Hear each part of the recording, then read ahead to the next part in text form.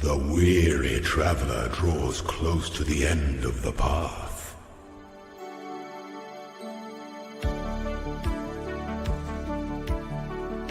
We have never had it so good.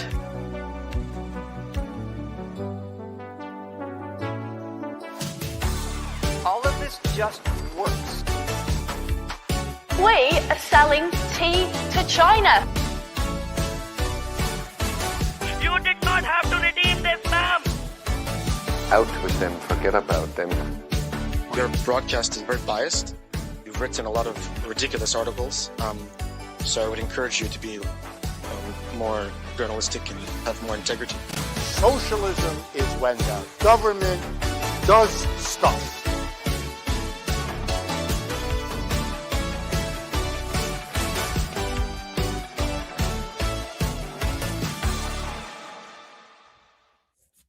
Good evening, everyone. Welcome back to the final episode of the Longhouse for this year. We're back again. Good evening, Nordanon, and anyone else listening. Man, it's been a week. It's been a day. Time moves fast now before Christmas, and especially today. Today was one of those days where, my wife and I had pretty much meticulously planned almost all of it, right? With down to the 15 minutes difference.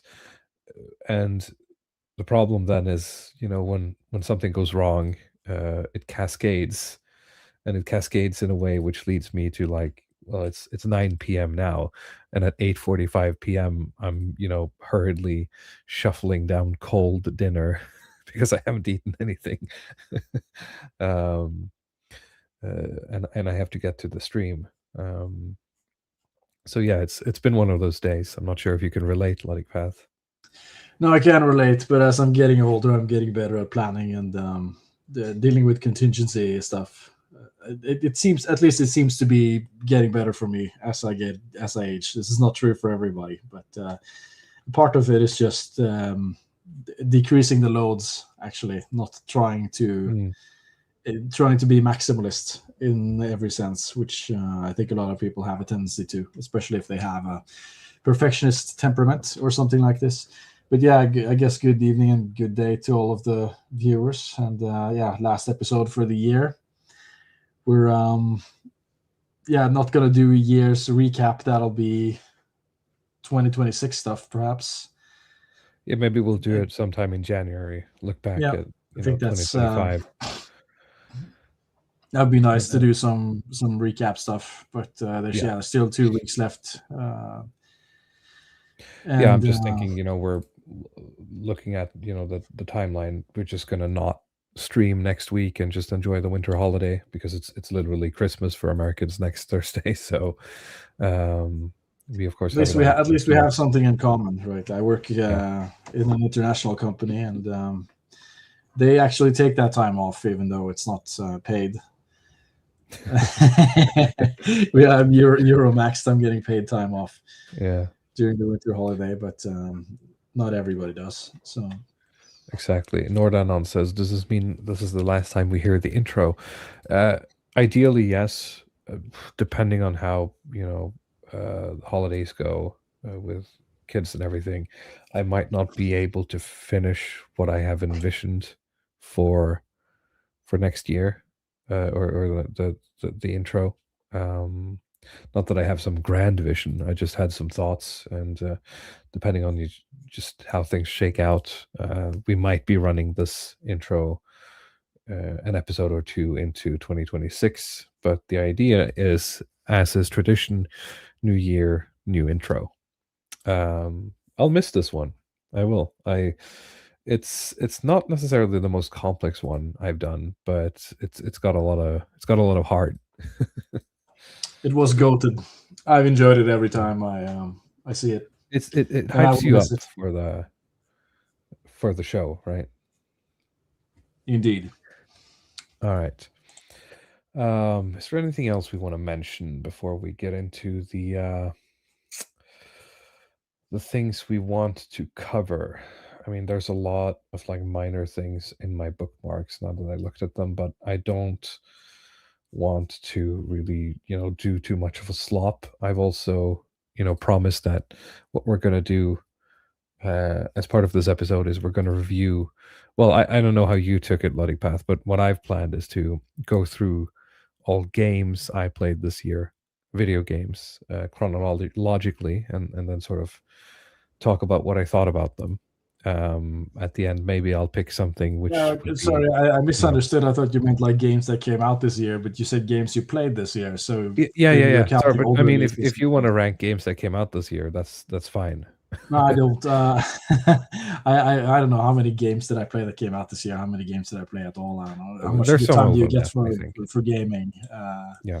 As a young father, not Yeah. much, but I've seen some people get resourceful. You have like these memes with these guys who bring their console to the maternity room, like with their wife is giving birth and the guy sitting playing Elden Ring in the corner or something.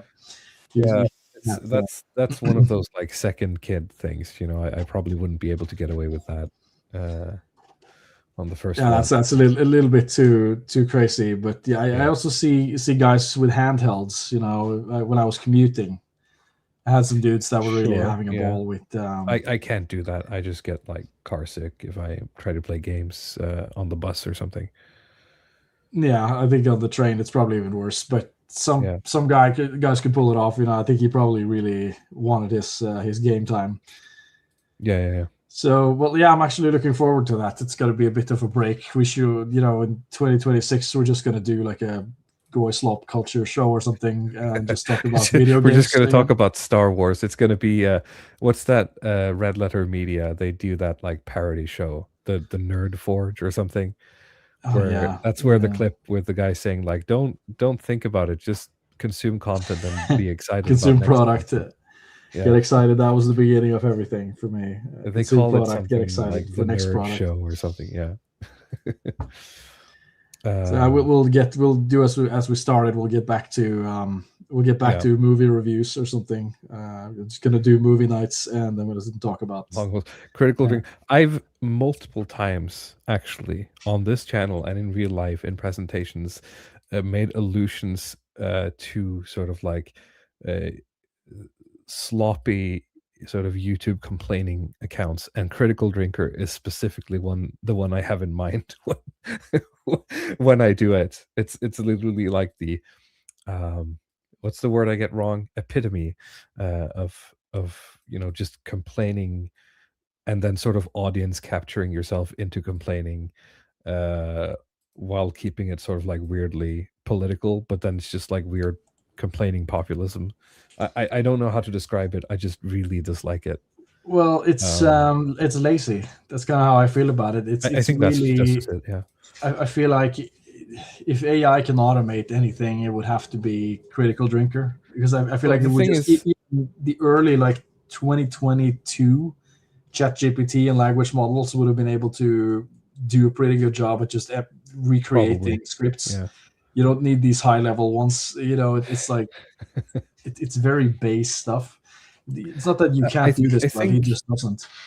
What bugs me about people like Critical Drinker and that sphere is that they're essentially complaining, that they started putting shit in the slop, and if they just took the shit out, they would be happy to eat it, right? The goyim right. Yeah, whose main concern is they want slightly less feminism in their slop. In Star Wars or something. And that can't be a political platform. What is the academic agent? He had a tweet about this. It's like they want higher quality propaganda. That's the essentially, yeah. But I mean, just on that topic, because there's I don't provide as much content as I used to, but there's a trend that I've been picking up on. Now that I remember it, that seems to be going on in terms of AI and content creation, right? If you can just sort of click on this tweet from Yanis Varoufakis, he's the guy who's known for. He was the Greece finance minister, before the economy collapsed and they essentially just got turned into EU slaves. But he is complaining in this tweet about how people are creating AI like deepfakes of him reading scripts, explaining stuff, and then monetizing that content.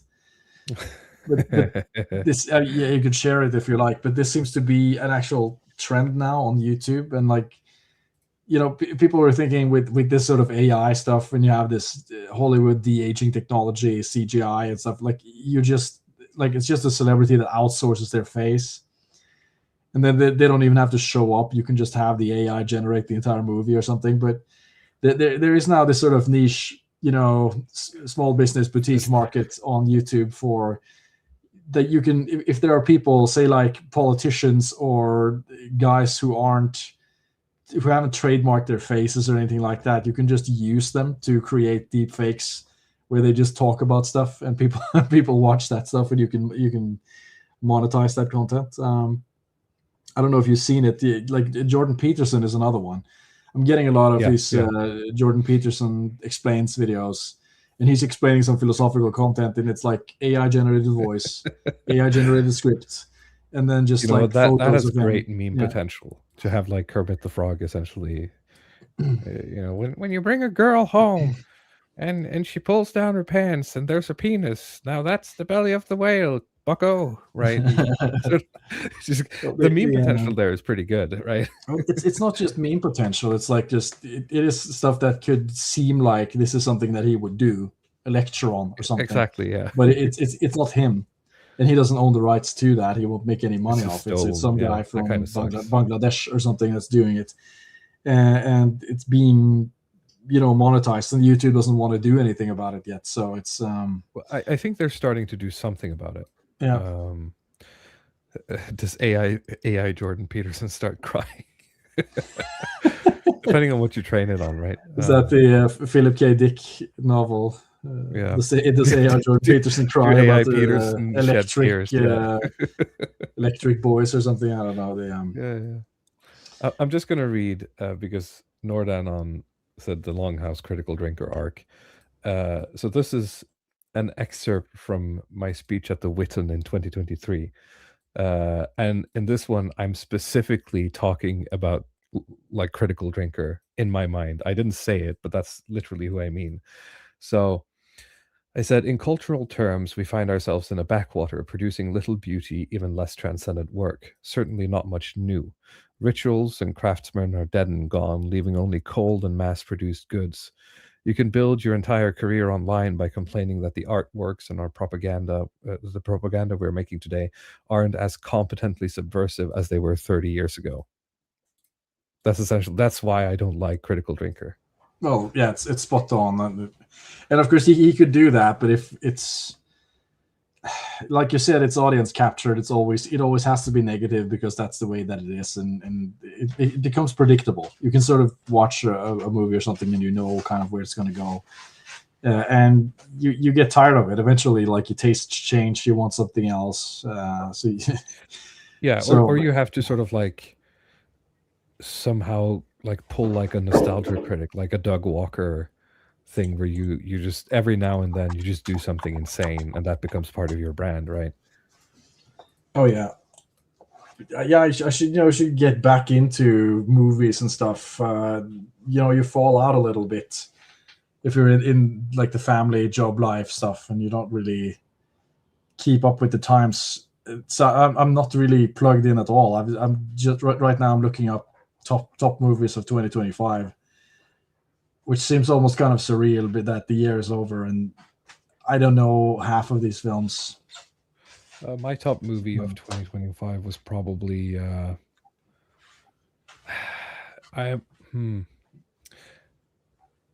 kind of want to say Long Legs, the one with just because I have a soft spot for Nicolas Cage. It's not a competent a movie as it wants to be, but at least it's very common in horror to like pay homage, to be very overt in your sort of references or inspirations, and Long Legs has a lot of DNA from old The Shining and stuff like that, without being like explicit like jump scary horror, because I hate that. But anyway, we'll can probably get back to that stuff when we Yep. talk about video games. We also have something serious to talk about today, because the first part of this title is Swedes. The eternal Swede has sort of raised its head. The Hydra of many heads has shown itself once more, and I've been contacted by someone that I met at the Karlstage, and this person has asked me to not reveal much about their identity, but as I said, I've met this person in real life, and so I'm willing to sort of entertain the research they have done here. You have good and they approached sources, essentially. Right. And so I'm gonna sort of just read verbatim what they wrote to me in a message on Twitter, and then they've given me a sort of like a report on some dubious activity happening in Sweden. And so he opens with, I have written a small report for you about a company, SPPC. This is a company from Sweden that is not only paying taxes to Russia to the tune of hundreds and millions of rubles, but its management leads anti-Russian Facebook groups, poses with Ukrainian flags, and spreads what Russia considers criminal material publicly. This puts Russian employees of their company in danger in the eyes of Russian authorities. So I don't know if you want to call it, sort of profiteering. That might be the wrong word, but certainly, benefiting from playing both sides. Should Yeah, be at least what he's writing. I read through the little investigative journalist bit. It's an interesting exercise in reputation laundering, or I don't know exactly know how you want to put it, but companies that continue doing business in Russia after 2022 and probably actively post and create content supporting Ukraine while they continue making money in Russia.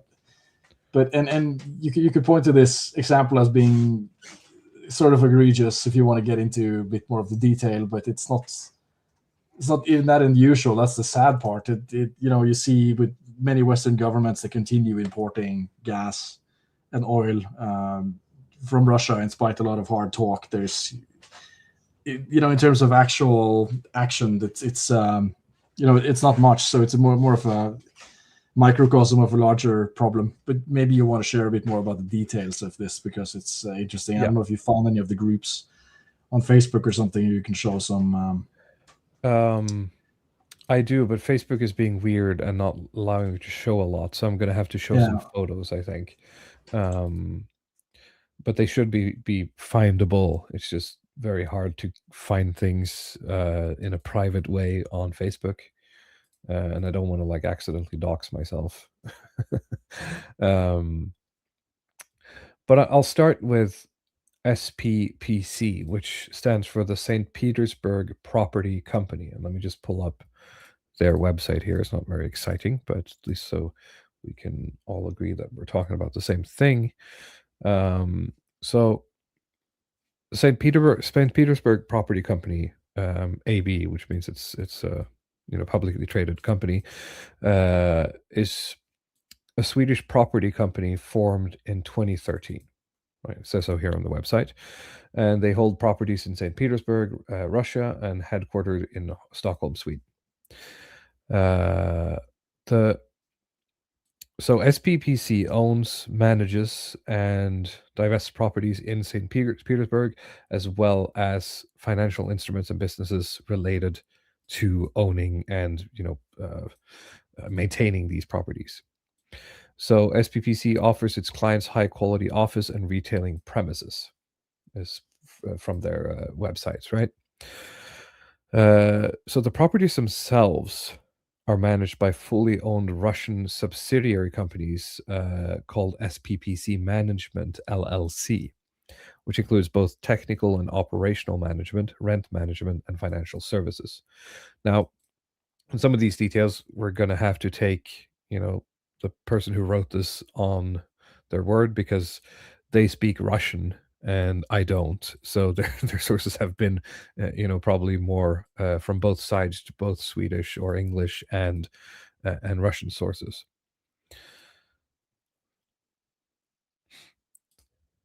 Let's see here. The share capital in SPPC currently consists of 6,197,500 shares of one class. These shares in SPPC are dematerialized and affiliated with Euroclear Sweden. So just for, posterity's sake, Euroclear is just like a banking and security deposits, etc. It's international money moving, essentially, not illegal. SPPC is a Swedish public limited liability company with its registered office in Stockholm. The company is governed by its Articles of Association and Swedish Companies Act, as well as other applicable laws and rules. The properties that SPPC own are the Oscar Business Center and on the Fontanka River embankment in St. Petersburg. It is the Magnus Business Center, also in St. Petersburg. It is the Gustav Business Center in St. Petersburg as well. And here's an image. Can I open this one? It's not letting me open it. Copy image address. Here's an image of sort of how they're structured. So SPPC's sort of splits into Russian incorporated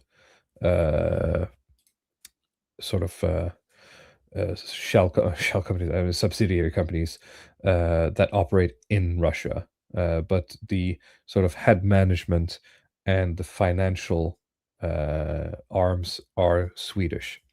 So, as Nordan says, wait, you're telling me a company that has St. Petersburg in its name does business in Russia? Astounding. Exactly. So they do, but the important thing to keep in mind here is that the management happens in Russia, but the money and the interests are governed from Sweden. Do you agree, Ludwigpath, or am I losing?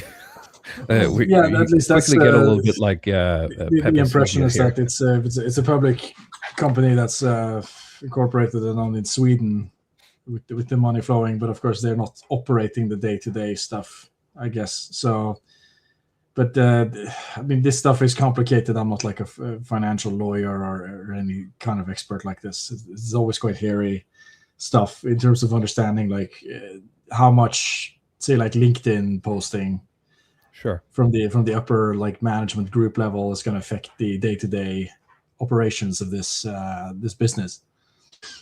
Yeah, and it's important to note that we're sort of presenting, or I am presenting, the information as it's sort of given to me here.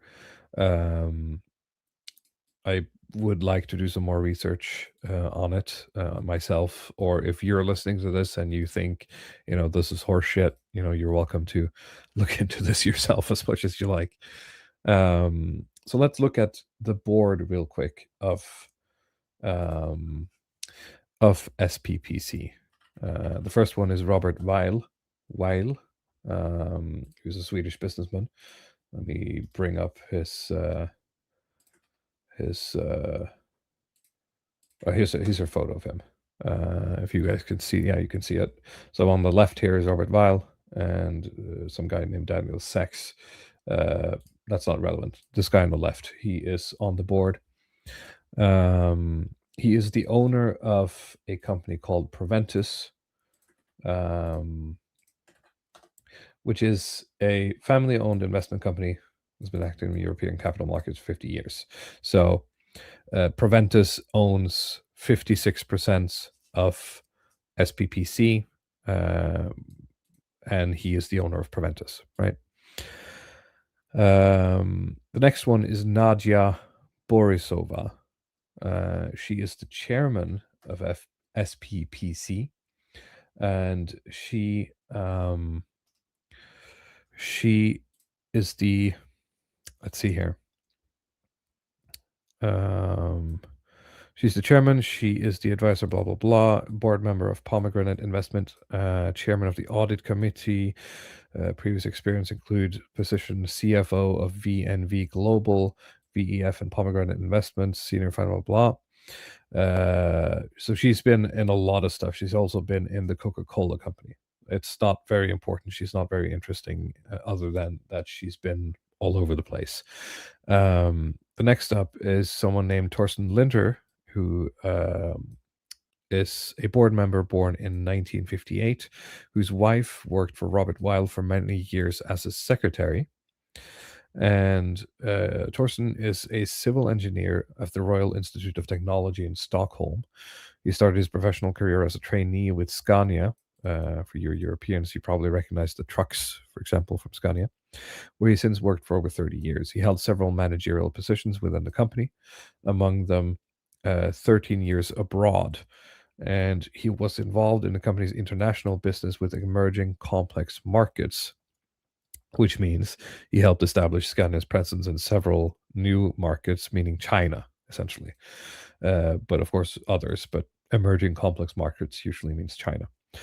Torsten was also previously senior advisor of the Hong Kong Chamber of Commerce in Sweden and has been a member of the board of directors of the Sweden-China Trade Council. Next up, we have a woman named Åsa Hansdotter. Åsa holds a law degree from Lund University. She specializes in corporate law. Since 2018, she's the co-founder and partner at a law firm called HWF Lawyers. Previously, she's worked as a partner with law firm Mannerheim Swartling, where she worked for almost 17 years, starting as an associate in 2001. In 2010 to 2011, she worked for SPPC. She worked for the law firm, I think, in St. Petersburg, Russia. So she speaks Swedish, English, and Russian fluently. When it comes to the management of SPPC, we get to a man named Mats Hultén. Let me bring up. Can I get this picture up? No, but I can share my screen for a moment. So I'll just zoom in. Whoop. Here we go. This is Mats Hultén on Facebook. He's got a very pro-Ukraine stance. I've added here that he has removed from his bio, he's no longer an authorized translator from Russian to Swedish. For some reason, that's gone. And his profile picture is now AI. This might be as well. But he removed the Ukrainian flag as well. So his sort of profile is a little bit less fiery than it was when this picture was taken. So he is the CEO of St. Petersburg Property Company, and has been for a while. I can't remember if I read how long. Sorry, I don't have that right now. He's a certified translator, although no longer on LinkedIn, from Russian to Swedish. His previous experience includes position as general director of commercial real estate in Ukraine. He is the CEO of Orc Software in Russia. I'm not sure what Orc Software is, but he's worked in Russia. Was that ORC software? Yeah, ORC. Okay. It might be. It might be. ORC might mean something in financial terms. I think that's why. But I'm not sure. Yeah, it's just funny. He's been project manager at AGA, which is that painting? Is that paints and stuff AGA makes? I forget. Or is it just propane or something? I think it's propane. Yeah, that's AGA. Propane and propane accessories in Moscow. He manages an anti-Russian Facebook group with 6,000 members, which is a crime in Russia.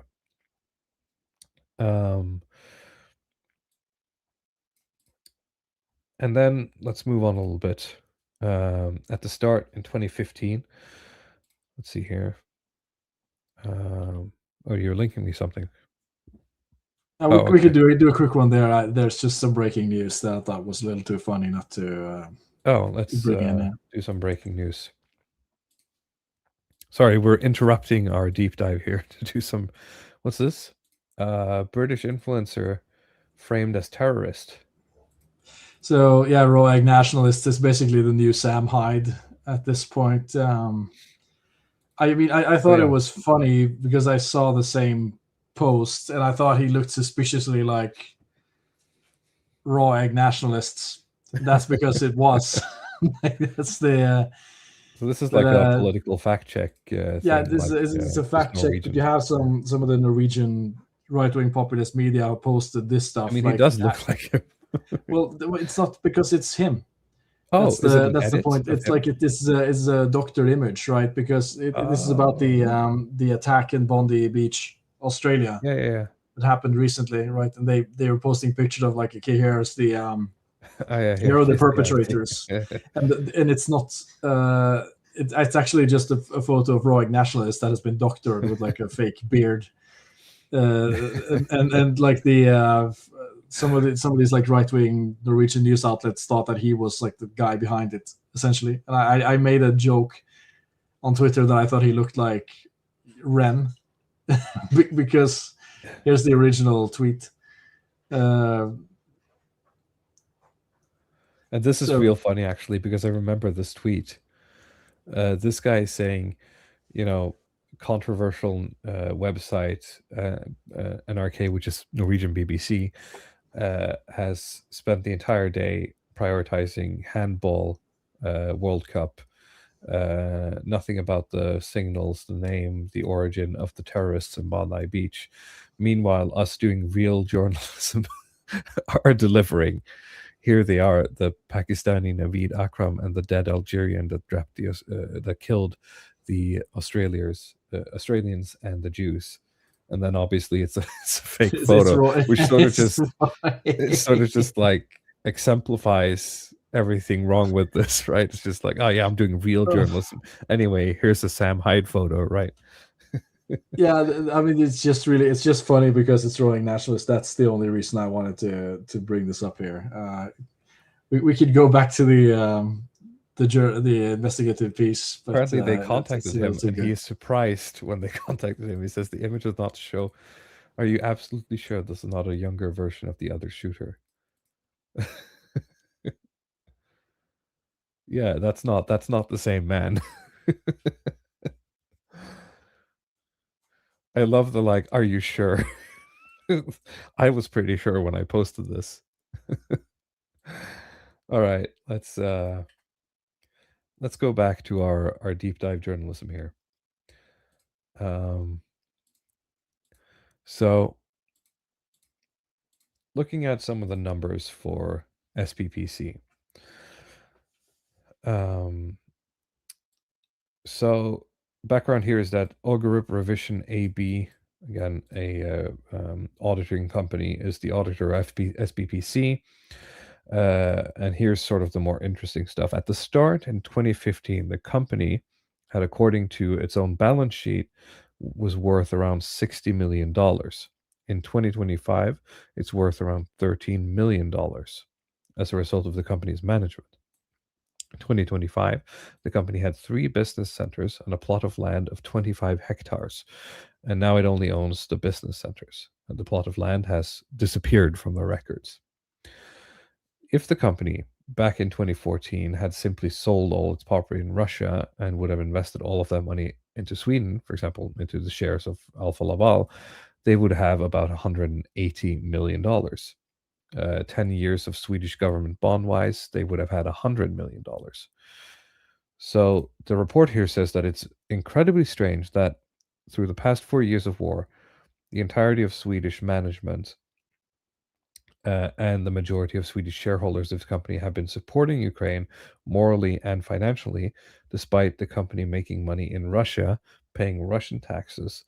And the worst thing of all is that the management and shareholders, through their actions regarding their support to Ukraine, is putting Russian SPPC employees in danger because for the past 4 years, a lot of Russians have experienced jail sentences up to 25 years in a penal colony for people who have simply sent $100 in support of Ukraine.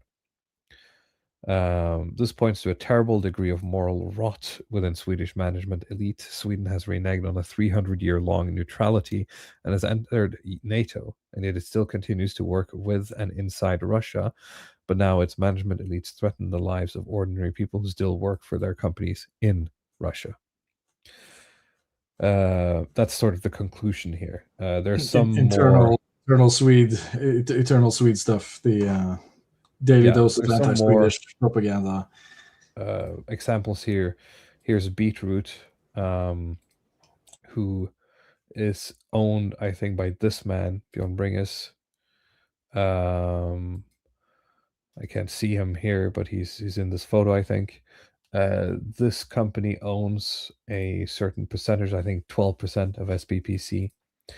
I think this is more about him here. Upcott. This is the company that this is one of. I keep messing up the names. Sorry about that.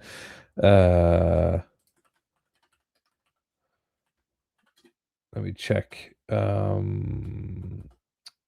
No, that's no relation. Let me look at the next link here. We have Proventus. We have this one, which is Ulf Christensen and Saab. I think this guy is related somehow, but I forget how, honestly. This guy, yeah, he's related to Beetroot. Here's the connection. So this guy works for Beetroot, and Beetroot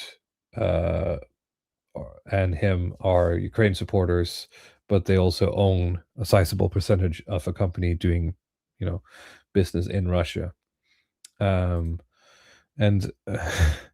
people are calling, Swedes a certain name in the chat here. I just want to read a little bit about, Proventus, for example, Robert Weil, on how it all started. My parents came to Sweden from Germany as immigrants at the end of the 1930s. I think they held a temporary residence permit backed by some form of economic guarantee that meant they could stay. The plan was to emigrate to Palestine, and in the mid-1930s, like many other Zionists, they started preparing for this by pursuing an agricultural education in Denmark. However, when Denmark was invaded by the Germans, they ended up in Sweden to work as farmers. Like many other Jewish people, they took refuge in Dalarna, where the Zionist Chalutz movements were based during the war years. My parents' families had been broken apart during the 1930s. My paternal grandfather was forced to leave his position as head of Deutsche Bank in Munich, as well as a number of board positions for some of Germany's largest businesses. He emigrated to the USA, where a large part of our family already lived. My maternal grandparents, however, remained in Germany, and we were deported to a concentration camp, where they were later murdered. We still don't know when and where this happened. My parents ended up settling in Sweden. After the war, they moved from Dalarna to Stockholm, started a company that manufactured curtains. They created an income stream that enabled them to set aside money to fund my future university studies in the world. In the early 1960s, when I was 14 years old, I developed an interest in assessing large Swedish companies. I compared these assessments with the German businesses on whose boards my grandfather had served, and I found differences that I could not understand at first. The values of the Swedish companies were exceptionally low in relation to the German ones, not more than 20% of their own capital. The explanation, which took me a while to figure out, was that our politicians, unions, and capitalists protected our industrial capital through regulations that made it impossible for any international capital holders to invest in Sweden and gain control of our companies. With that observation, and despite my young age, I convinced my parents to allow me to invest my educational funds in the stock market. This capital made it possible for me to become an investor with the hope that my observation would eventually bear fruit. Indeed, my evaluation was that the assessment of the Swedish corporations would become more similar to those in international markets once the regulations ceased, natural step in an open and growing global capital market. So that's about Robert Weil, the Swedish businessman. So yeah, I think that's very interesting. I think it is unfortunate. It is very clear that, one thing is the humanitarian aspect that the author of the report, I think, feels very strongly about, that they're essentially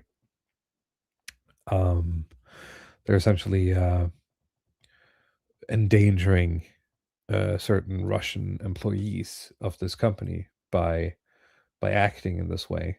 Now, in terms of legality of this, I don't know because of the sort of subsidiary stuff, but regardless, it's poor taste morally. Financially, it's, I think, even worse. And I use the word profiteering.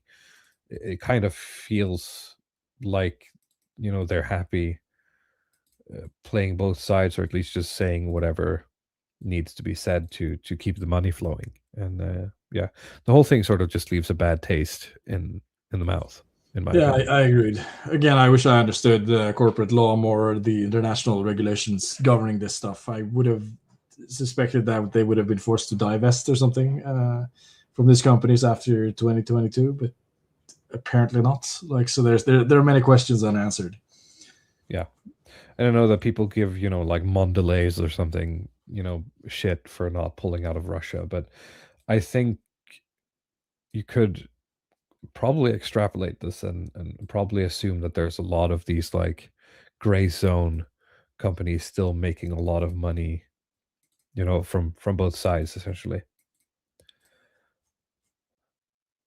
So yeah, I'm gonna try to keep an eye out for this, and thank you to the person who sent us this. It was a great read, and I think it's important to, you can veer this on like, oh, if you're sort of Russia apologizing, right? But I think, in the, here at the Longhouse, we try to pride ourselves on our nuance pill, and it's important to. It's a big nuance pill. At least.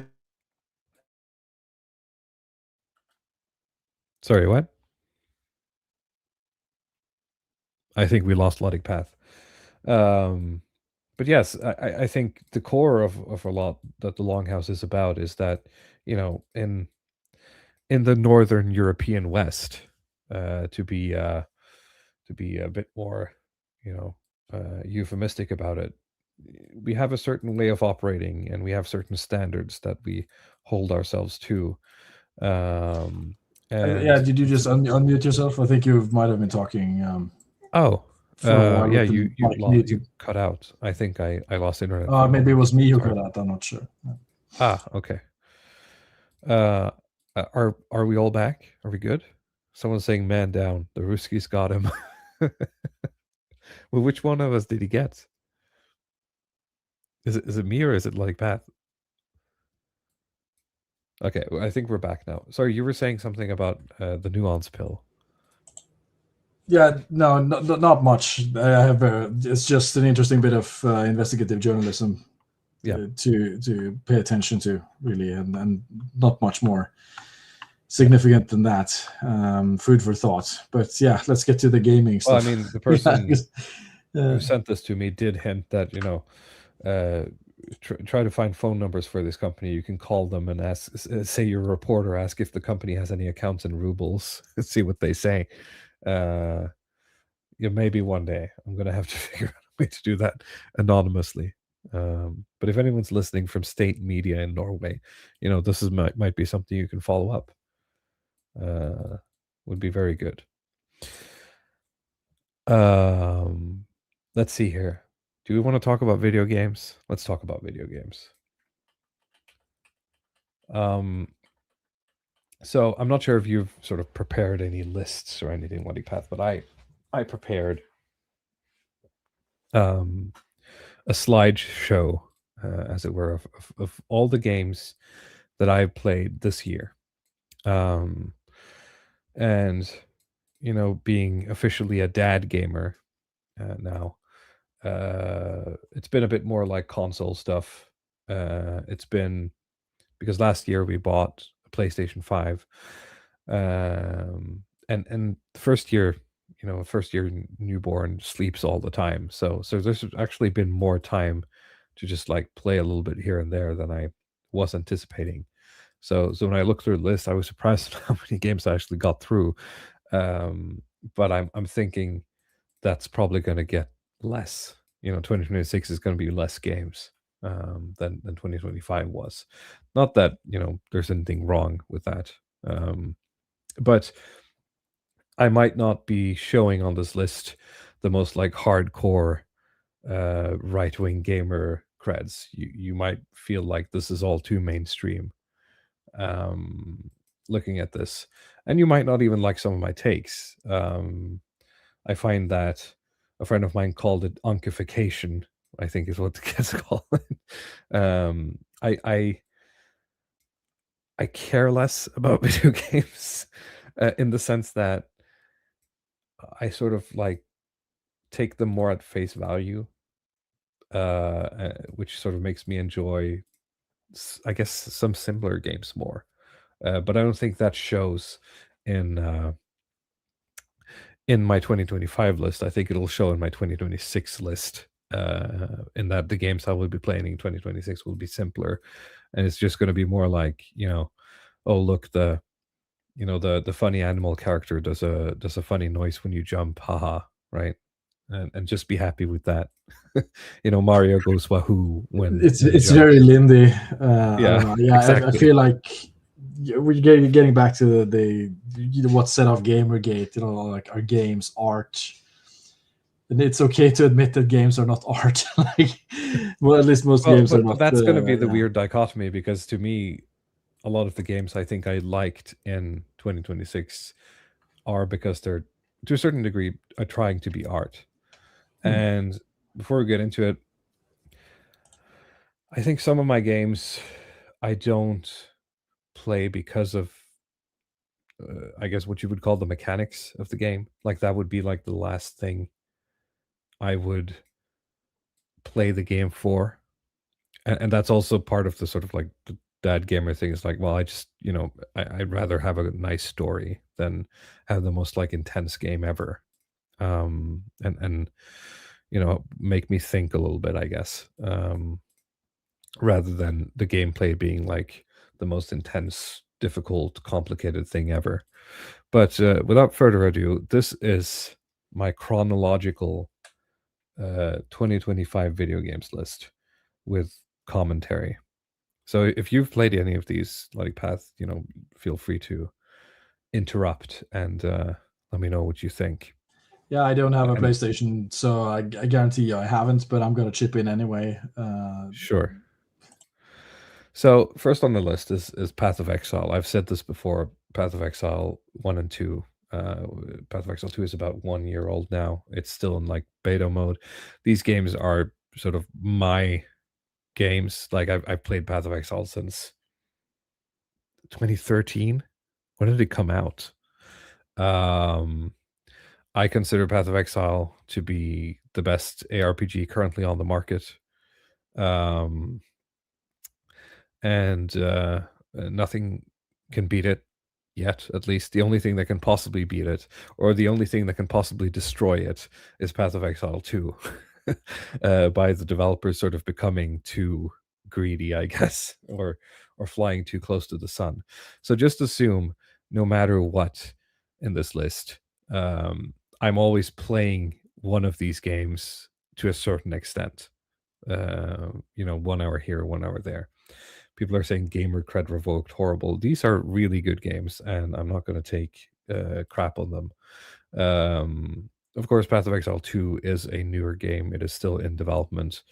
I see great potential for it. I just hope they don't. I just hope they don't sort of. Oops, sorry. I hope they don't mess up and sort of end up crippling the old game. If you've never heard of it, if you've played Diablo 2, if you enjoy those kinds of games, play Path of Exile. It's free. It's literally free. You can play the entire game. You can play thousands of hours and not spend a single dollar, and you won't feel robbed at all. And it might seem daunting and complicated, but it's not. It just takes a couple of thousand hours to understand the mechanics, and once you do, it's very comfy. But I've spent better part of a decade to get into it. Okay, but yeah, if you so like- for the doubters here, like what are like the biggest thresholds to get over to enjoy this? to enjoy the game. Yeah. Well, first of all, it's they're not. It's one of those things where it's I have to choose my words carefully. Yeah, like carefully. They're not difficult, but they're complex, right?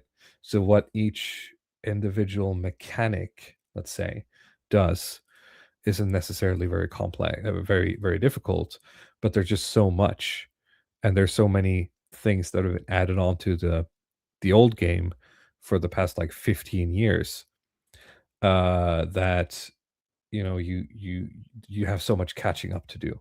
So here, for example, is an overview of the skill tree of the video game. So if you choose to start as like the warrior guy, you start over here, and you can basically just go wherever you want. And these are all just passive stuff you get. So this is your level 1. You press your skill tree button, and you see this. Like what do you do, right? So that's just like an indication of how wild this gets, right? This was a bit more Um, complicated than Diablo 2. it's Which was it's a game quite a I bit more appreciated. complicated than Diablo 2. So the floor, the skill floor is a bit higher, but the skill ceiling is basically non-existent. You can always find some way of playing this game that's no one else has thought about, and blow everyone out of the water with your cool build. But I would did you recommend, if say you're playing this game, to just play through the campaign. It's free. If you like the game, wait until the next sort of every 3 months, every 4 months, they come out with a new, they call it leagues, like a new version of the game with new mechanics, with a new sort of draw for you to come back. If you play through the campaign and you want to come back, do it. Find someone in the community who's made a build and follow it. This is the kind of game where you start downloading other programs that simulates the game for you to to see whether or not picking up a piece of gear is going to help you. That's the autism levels we're talking about. so Path of this is Exile for 2 is a lot more accessible, but it's Okay. at the core, it's the same thing. so this it's not just like Diablo 2 appreciators, but a bit more sort of nerdhead, egghead. Well, it's People. kind of like, if you like Diablo 2, you can play the campaign of this game, and you can sort of get the same kind of itch scratched, right? And then if you want to take it, if you want to crank it up to 11, as it were, you can really go ham. So I want to be clear: if you just want to play it, to have the experience of playing the story, like in Diablo, and you don't want to do grinds, play the end game, as it were, that's fine. And you probably won't need to download Excel sheets and do that shit. You'll be fine. And you're like, but you will hit a what's wall at your some point, unless recommended, you're really good. recommended like template build for a newbie to actually just if I just want to enjoy this, like I like hack and slashers, so I like to click the button, and then the level goes up and the monster goes kabloom. Yeah, there are a bunch of builds that are very accessible. But as I said, as long as you understand that, I have a skill that does frost damage, and there's a node over there that increases frost damage, right? And there's a node over there that increases my max life, and I want more life. You're gonna make it through the campaign fine, right? But you're gonna hit a wall if you want to play the end game. If you want to try to kill like the real end game bosses, and that's a thing that Path of Exile 1, and I will assume 2, does extremely well. The developers have understood that, even though this is essentially a single player game, you can play with friends like in Diablo. Just because me, the dad gamer, probably won't be able to reach the final end game bosses, right? The most difficult bosses in a month or two. Them being there as aspirational content is still very important. The feeling that, if only I have time to grind, I would be able to do this, right? So right, and then we did, like, I think at the beginning of the year, a little segment about Elon Musk and this game. Oh yeah, that was Path of Exile 2. Yeah. Yep. Oh, sorry. Oh, I'm going back. So if you want to sort of see where the action RPG genre is headed, I think this is the way to go. Look at Path of Exile 2. But but it's more accessible, but it's also a bit more undercooked as it is now, and it's currently, I think, not free. You will have to pay like an entry fee of like $20 or something. So yeah, at your own risk, I suppose. Next up is Legacy of Kain, Soul Reaver 1 and 2 remastered.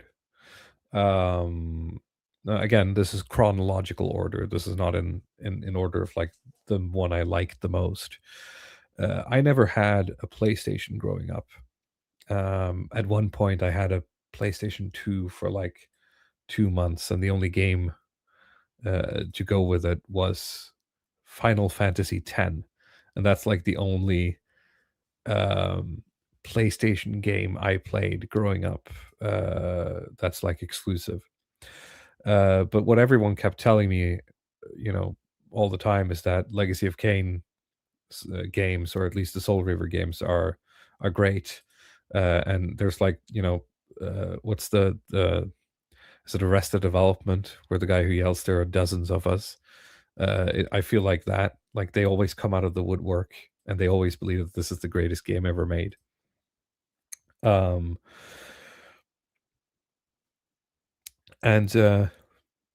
I would agree. I mean, looking back, of course, the games aren't great to play today, in the same way that playing like Tomb Raider with like tank controls and everything would kind of suck. But for their time, yeah, I can understand why they were innovative as like action platformer games, because none existed, right?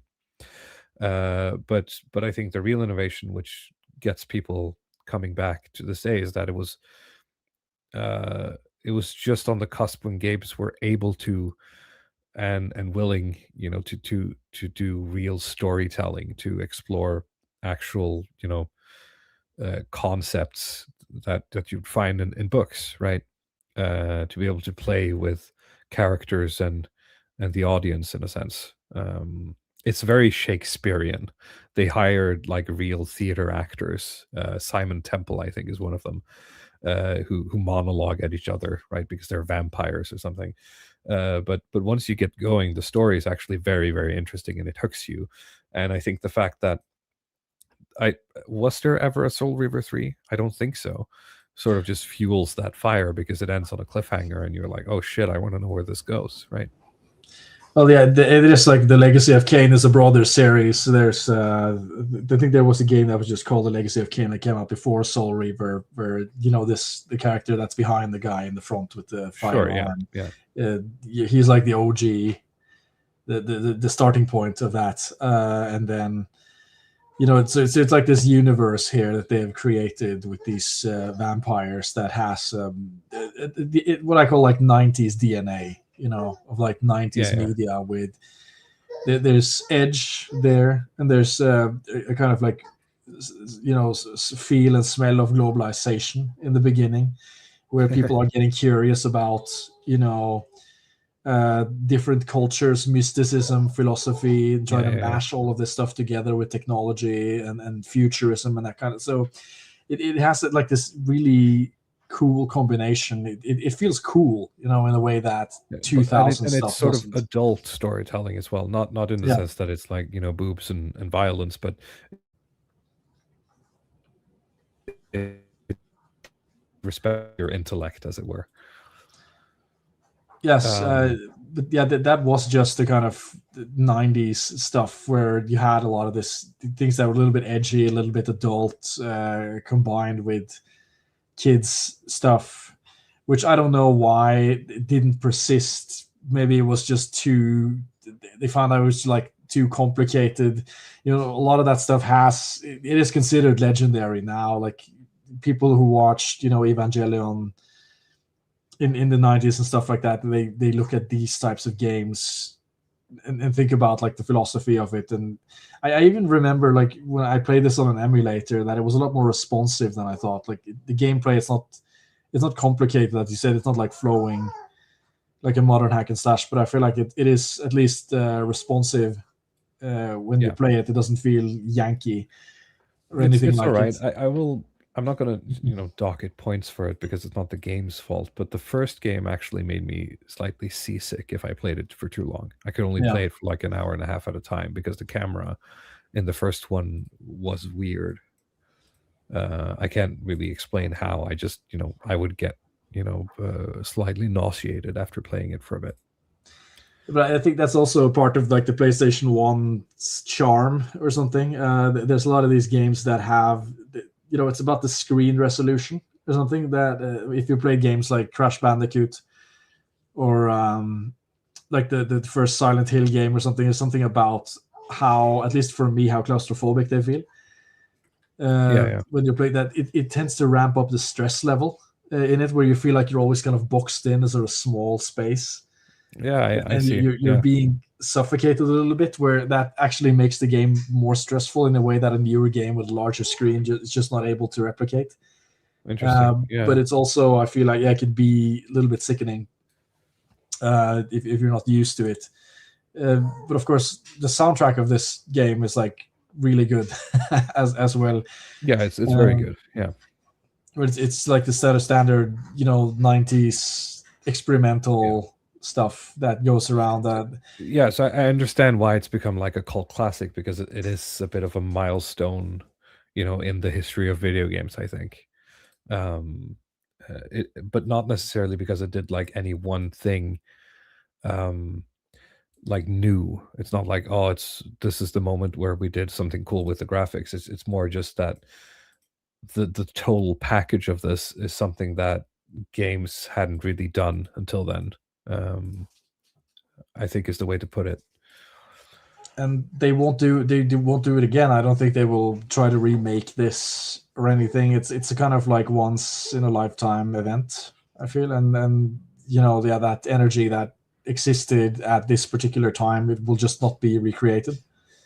So you just have to, okay, we have the things, that they exist. You can go back and play them and enjoy them, because you won't get them back.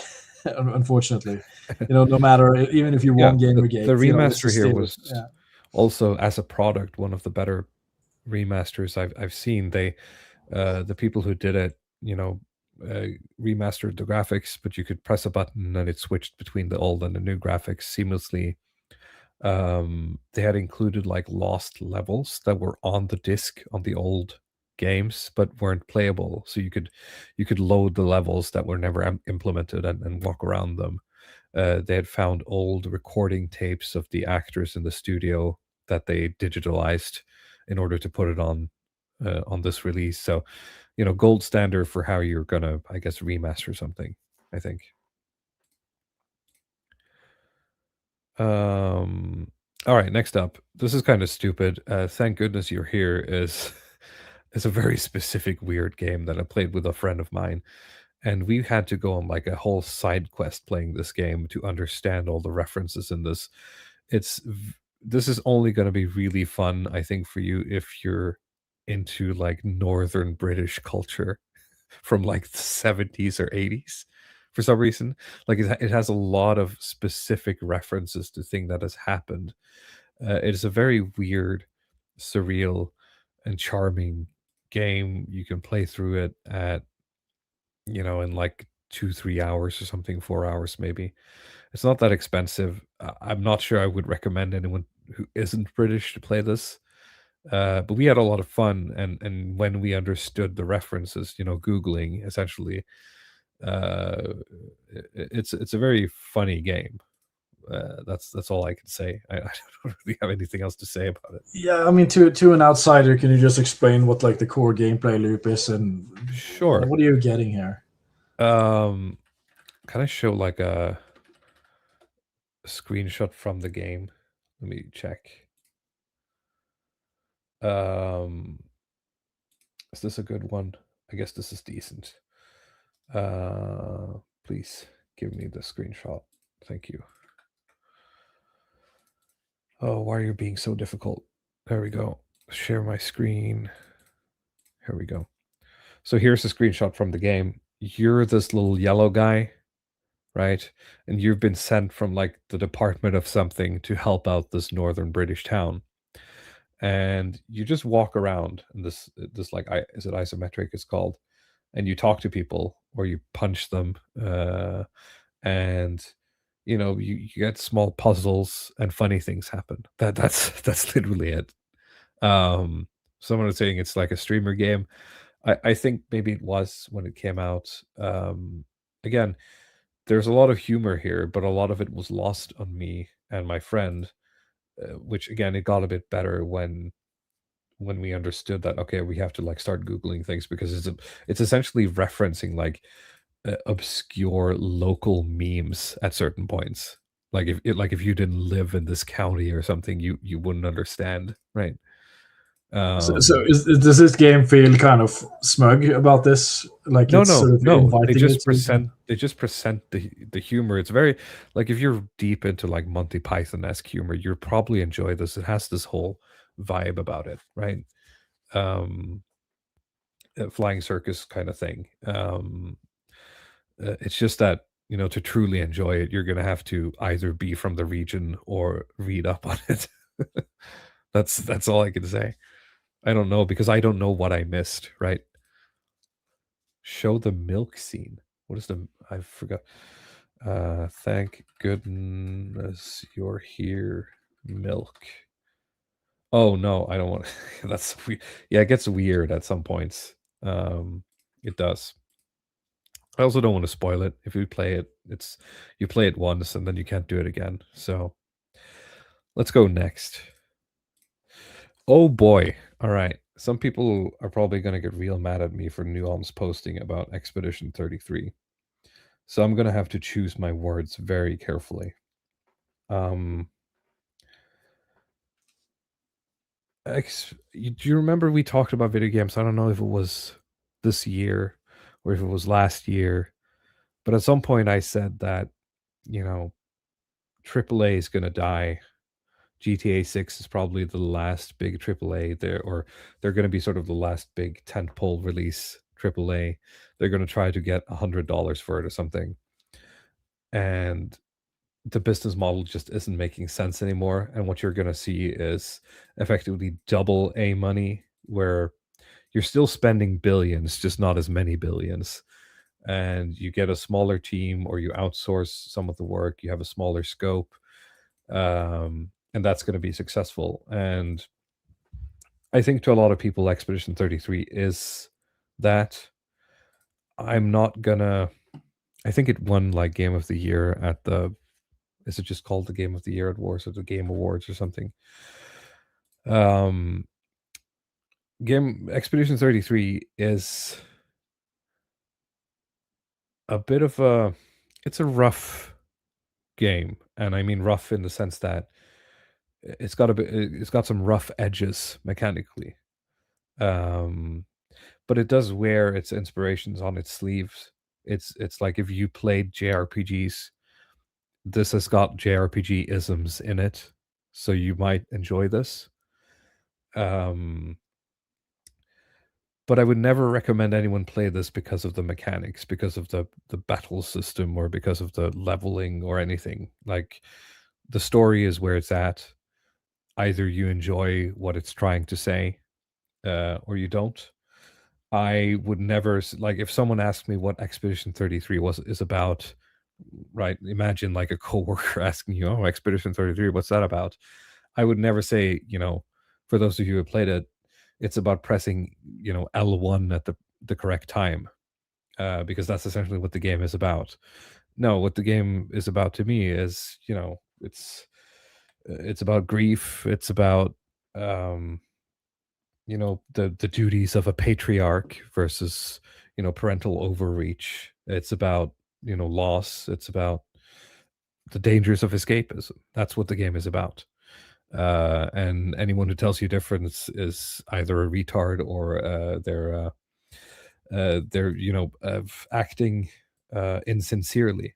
So I wouldn't say that this is worthy of Game of the Year. I think to a lot of people it is, just because for a long time a lot of people have been playing these AAA games from like Ubisoft and shit, and they're deathly afraid of saying something, right? And suddenly a game comes along that actually, for all its faults, it's at least got an opinion, an artistic opinion on something. Like it's trying to communicate a theme. So if you're not into story, I wouldn't play this game. But then I also wouldn't say that you should play like Final Fantasy X, right? It's the same thing. Do you like cutscenes? Do you like big operatic stuff? Yeah, you're gonna like this. I enjoyed the story. I didn't quite enjoy the gameplay. I might enjoy the gameplay if they make like a sequel, right? Is it my game of the year? No. Should it be game of the year? No. Just the industry want it to be the game of the year because it signals to everyone else that, hey, you can actually do more with less. Yeah, but it's also not true because this game still cost a lot of money. It wasn't made by like 10 people. It was made by like 30 people in France and then 100 people in like South Korea. So how long is it? And more importantly, are the girls cute? I think it depends on how much you want to like grind and stuff. You can probably get through it in like 20, 30, 40 hours or something. And the girls are cute. For once, the Frenchies seemingly, they're not like other Western devs or whatever. They can make cute girls. And there's cute girls and they do cute things. So yeah. I think it's a good ride, and also considering it came out at like $30, it's not too bad for its price. And then again, I would never recommend someone play this because of the gameplay. But if you enjoy the story, then the gameplay isn't going to matter anyway. And of course, there's things in the story with pacing, etc., that I think could be a lot better. So I don't personally see why this won Game of the Year, other than sort of industry circle jerk. Or that it just wasn't anything better on the docket. So yeah, I think that's all I have to say about Expedition 33. I'm not sure if you played it. I did not. No. Megaloot is a game I played a little bit. It's one of those games you can sort of play hardcore for like a week and then forget about, and then come back 2 years later and it's like, oh yeah, this game's fun. This is a roguelike in which, let me get the image up here, in which you play as various characters and do sort of dungeon runs, but they're all about, instead of like building your character and fighting necessarily, they're more about like buying or picking up gear, combining gears pieces to get set bonuses, and buy things from the shop, and sort of build your character that way. So you can have like 15-20 minute runs. It's good stuff. Again, if you like action, would this qualify as a so-called deck builder? Well, there's no cards, but it could sort of fill the same type of slot, right? If you think of the item as a card. Yeah, sure. In that and sense, you combine two cards to make a higher tier card. Let's put it that way, right? Yeah, I mean, how much does like the actual gameplay matter as contra the items? Or so is it like you just get the items? There barely isn't any gameplay. I think you can even put it on like auto fight. There's well then it is a deck builder, I think. There's some strategy to it, in the sense that there are different monsters here and they do different things, and you can either put it on like auto fight, or you can manually choose which one to target first, which at times is important when you know what they do. So there's some gameplay here, but it's more about the, as most roguelikes are, the meta progression of like unlocking characters and sort of item sets, and getting further into the dungeon each consecutive run. But it's decent. I don't think it costs very much. I think it's on sale on Steam now for like $5 or something. So well, to me, this sounds like a good dad game, because it seems to be turn-based or something. At least you get pauses, and it can play itself, and you can play it with one hand. So yes. That's not an innuendo. That just means you have to like maybe hold a kid or something, and you can occasionally play a little bit and then pick up the kid. I wouldn't be surprised if they make like a mobile or a tablet version of this game very soon. Yeah, well, this is the dad builder. No, Yeah. I mean, I could just choose. I don't have any PowerPoints or something, but like games that I played in like this year and last year that I think are sort of like good time killers. It tickles my sense of progression and mastery that it has like this. I haven't played this game, but I just go back to what I know, right? So it's two games. One is Vampire Survivors, and the other one is Brotato, both on Steam, and like they have the same sort of function that you can play them with just the arrow keys, Yeah. and you sort of just go like it's really just about you have a character and you try to buy and sell different things. You like a certain amount of slots of equipment, and you try to just kind of spec the optimal amount of equipment so that you can beat the game just using the four arrows through this kind of, well, it is like a sort of roguelike progression of semi-randomized levels in a sense, and but because of the number stuff, it's just so addictive, right? You because they're just dealing with like Oh yeah, I infinite played number. Mega Bonk is on my list here further down. So yeah, I understand. Very much so.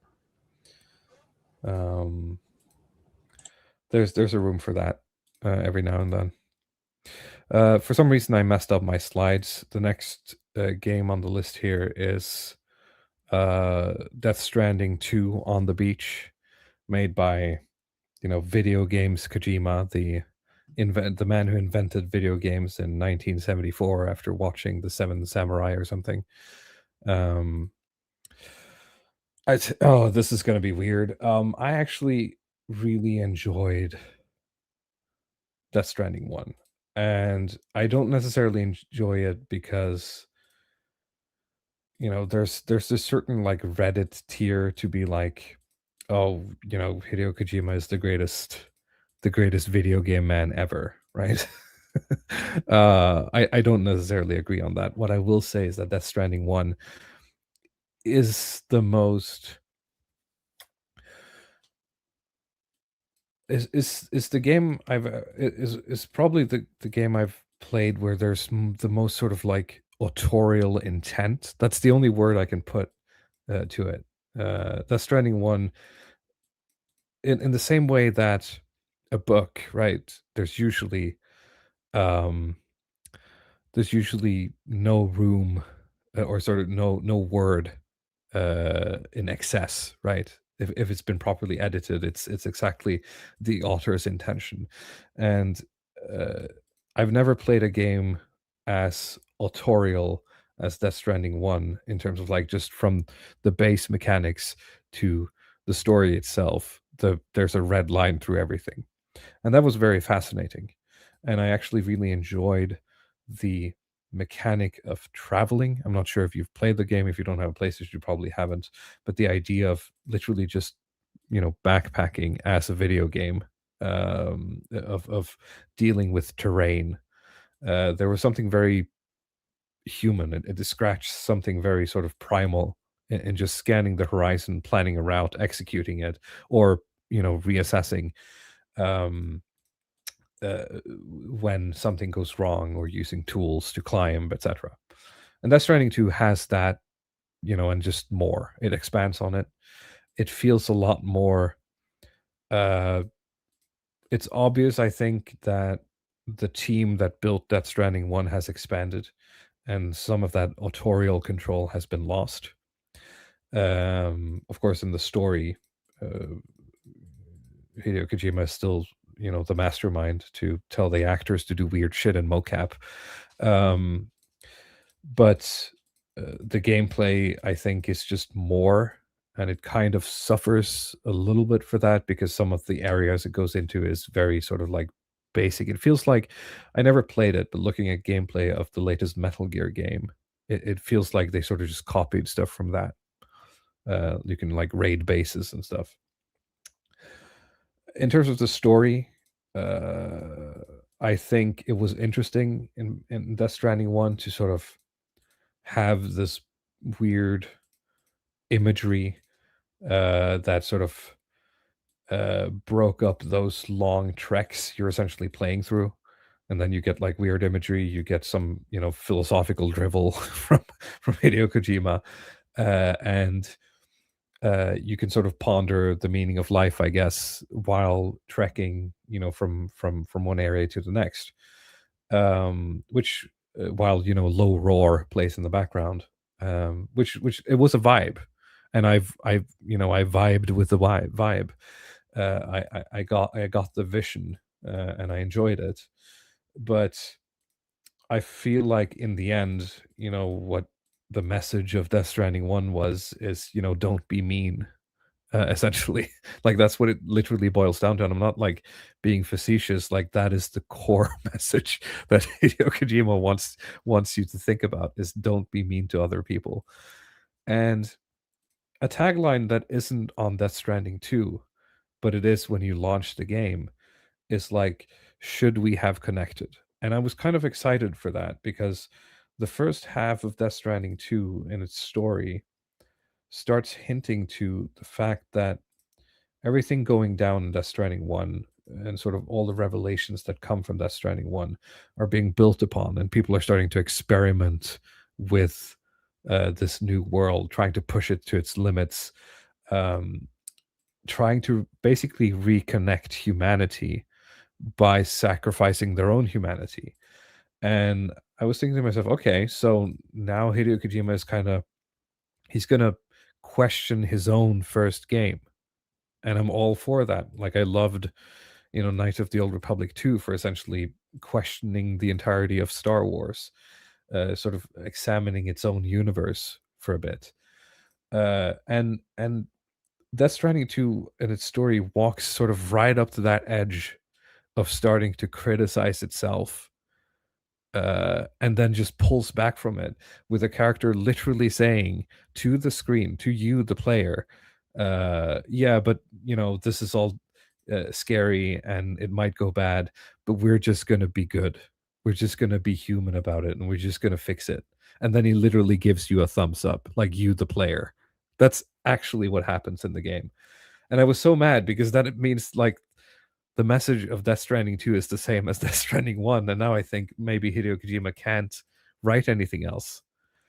And if you're going to make me play, hold my triggers to clench my butt cheeks for 100 hours all over again while playing low roar at me, and force me to think about, like, the meaning of life, at least make me think about something else, right? Because I already did this in Death Stranding 1. So Death Stranding 2 is more mechanically. If you enjoyed playing Death Stranding 1, you're going to enjoy playing Death Stranding 2. But, yeah, there's pretty women and there's feet. But the story is just more nonsense. And it's fun to be part of the nonsense, of, like, the Hideo Kojima nonsense. But that's sort of the Reddit part, was like, yeah, at some point it's not art, it's just stuff, right? Just because you have fancy mocap doesn't make it good automatically. The substance has to be there. That being said, this is probably the best sort of, like, facial mocap technology I've ever seen in a game. It's still kind of uncanny valley, but it's the best I've seen so far. Yeah, it looks cool on the poster, at least. The footage I've seen of it looks great graphically. But the way you're describing it, I feel like I didn't. I feel like I didn't miss out on much. To be honest, I don't have a lot of patience for story-heavy games anymore. I just want to tickle certain certain areas of my brain that likes numbers, and certain types of challenging gameplay that fits within my visual cortex or something. That's the best way I can describe it. And I'm moving more and more towards that, right? So, and part of this is why, this is part of why. It's kind of like, yeah, well, I was hoping for something more, but you just sort of served me the same meat and potatoes 2 times over. Only you put, like, a 2 behind it this time. So I'm a bit disappointed in that. All right, moving on. More story bullshit, more Japanese bullshit. Again, I never had a PlayStation, so I never played the. Do you say Yakuza or Yakuza. I'm not sure. I say Yakuza, but Yakuza. Okay. I'm no expert. Japanese GTA 5 or whatever. But so a couple of years ago, a game called Like a Dragon came out, which was sort of like it was intended to be, I think, like a jumping on point for people like me who never played it. So I played it with the guy on the right here as the main character. It was great. It's a turn-based game. Traditionally, I believe these are just more like arcadey beat 'em up style games. But they made like a weird sort of turn-based thing out of it. And it's funny. It's a very funny game, albeit it is Japanese, so sometimes the humor feels kind of weird as a Westerner. You just kind of have to assume that if there's something you don't get, it's probably just because it's lost in translation. But this is the sequel to that, and it's bigger, better, and it's got the guy on the left who's like been he's been the main character for the entire series, like the mainline series. And this is great if you want more of whatever the first Like a Dragon game was. But these feels like they've been like two games smashed into one, because they have like a torch passing moment in the first game where it becomes kind of clear that the guy on the right is now going to sort of be the mascot of the series going forward, and it's not in like a bad way. I think a lot of people like him as like the next generation, as it were. But they sort of relitigate a lot of that in this game, and it feels like they were intended to be two separate games at some point, and then were decided to become one. That's how it feels. In order to sort of give this guy on the left a proper send off, but also, oh, by the way, the guy on the right, he's also in the game. It just feels very strange to play through. But as far as I understand, looking from footage from the same studio of older Yakuza games, they sort of build very iteratively. So you get mini games that were added to the series like 10 years ago. They just keep like building the collection of mini games, right? So this is one of those games you could play, 50 hours or like 200 if you want to play all the mini games.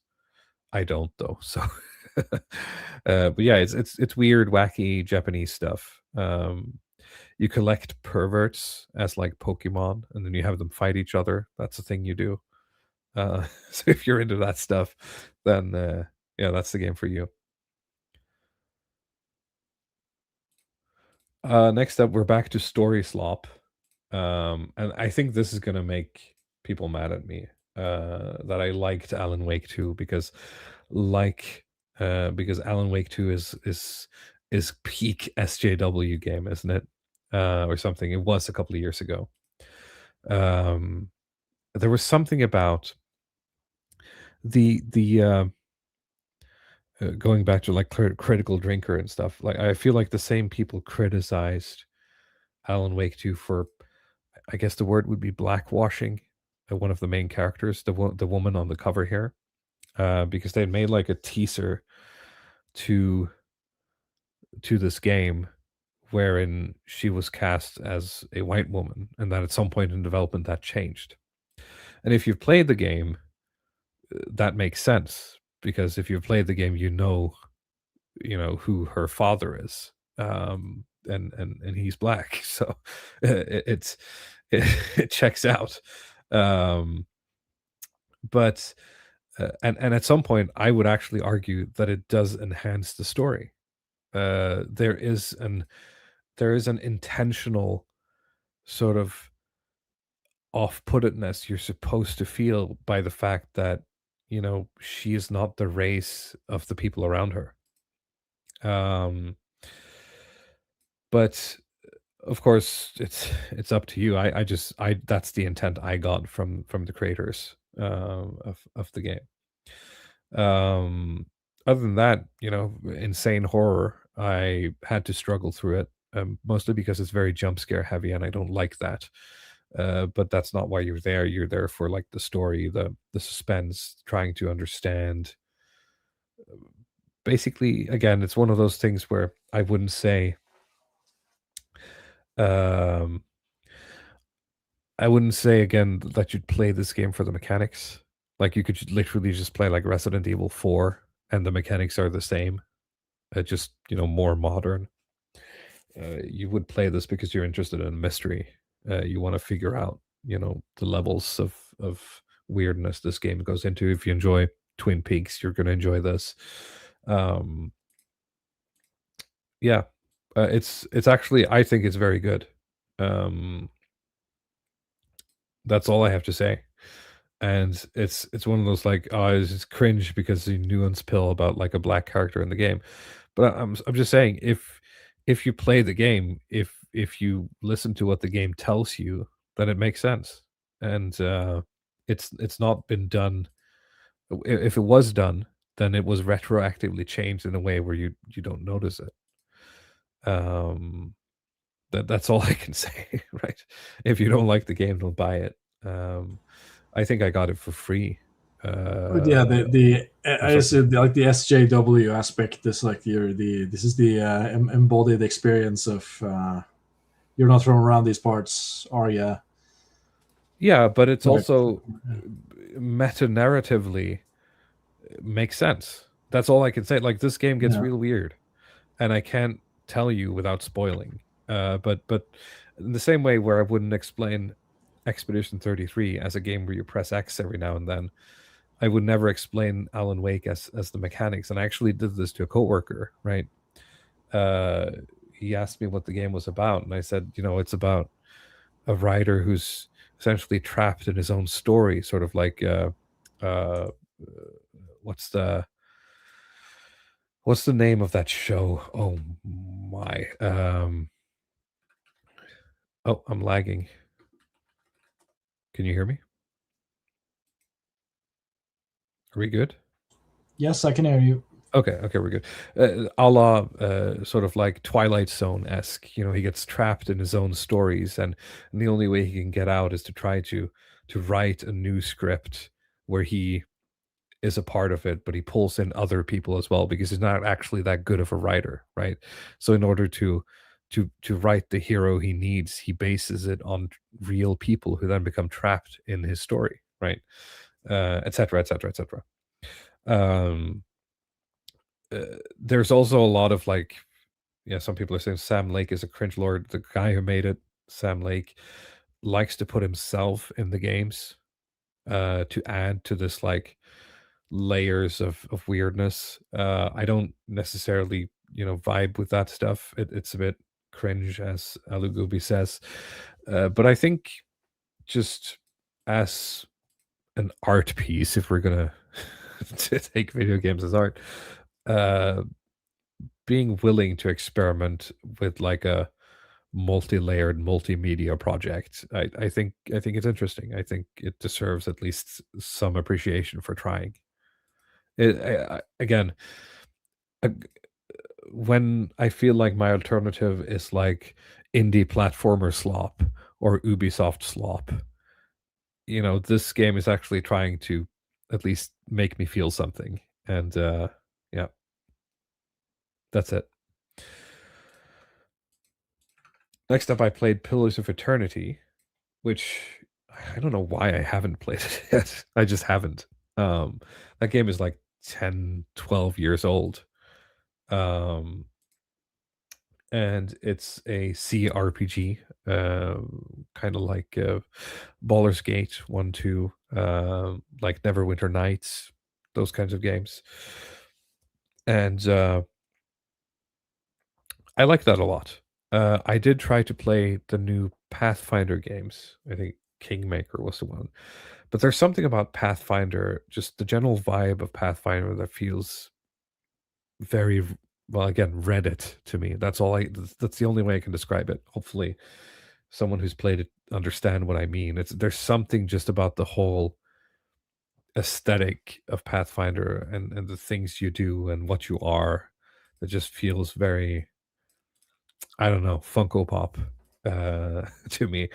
This one, however, seems to draw much more inspiration from, as most CRPGs tend to do.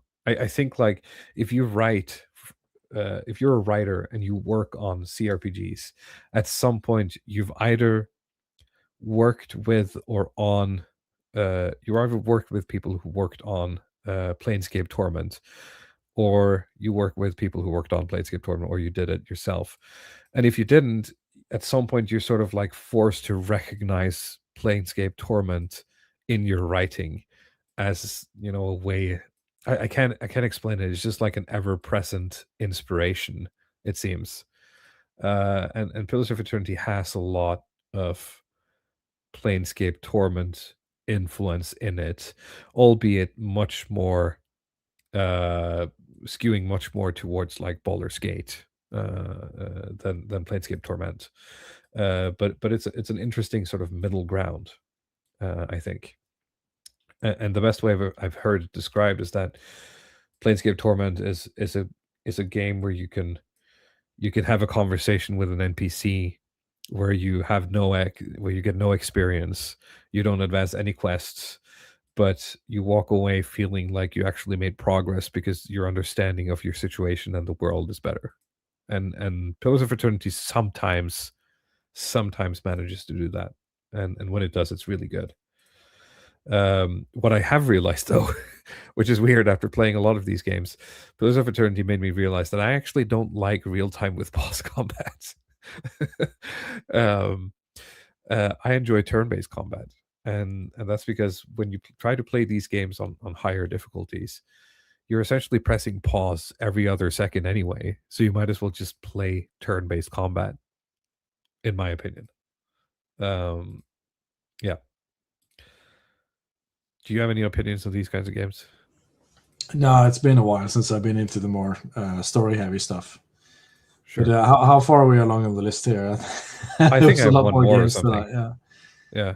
Okay. 2 more, but they're fast. Yeah. Balatro. I understand why that won Game of the Year last year. Number go up. If you want number go up, play Balatro. That's it. Farmer was replaced. Number go up, but programming. You're programming a little like drone to farm for you, and you get like pumpkins, and then you spend pumpkins to farm more. That's it. Fun game. Not very expensive. So if you want to learn Python, essentially, you can just download this game and it'll teach you some basic coding. Mega Bonk, number go up, but 3D. This is like Vampire Survivors, right? I forget what these kinds of games are called. But you'll just get, there's skeletons running at you all over the place, and you pick up like upgrades and auto attacks or whatever, and it just scales into infinity if you're lucky. And that's it. That's all the games I played this year. Do you want to add to the list, or no, not really? Did I spend too long? I think the viewers got some good recommendations. So I mean, most of what I played is just kind of like emulator retro stuff. Anyway, I think that I could do that on another stream. Oh, that's good. Yeah, I want you to tell me about that. I never got to play Golden Sun. People told me that's good. Maybe I'll do that at some point.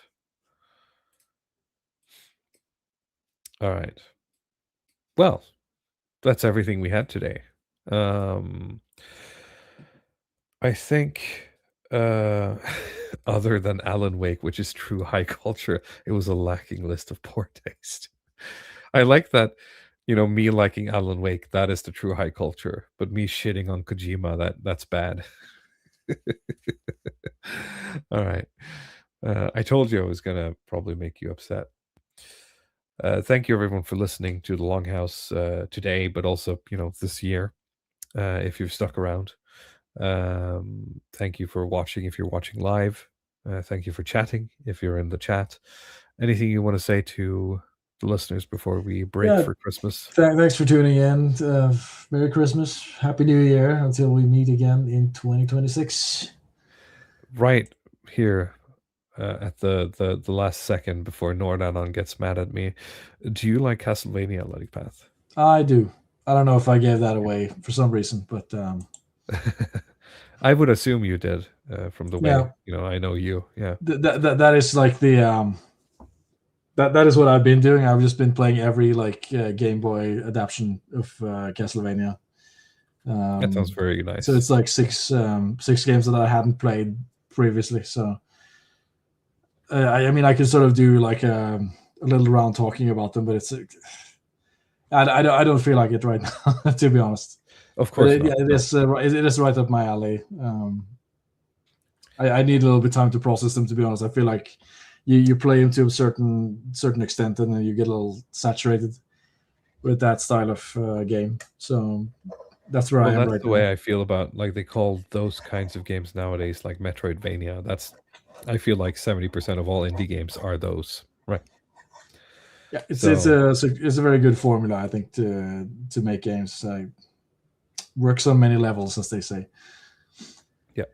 All right. Well, I guess that's all that's left is to wish you all a Merry Christmas and a Happy New Year, and we'll see you sometime in January. All right. Bye-bye.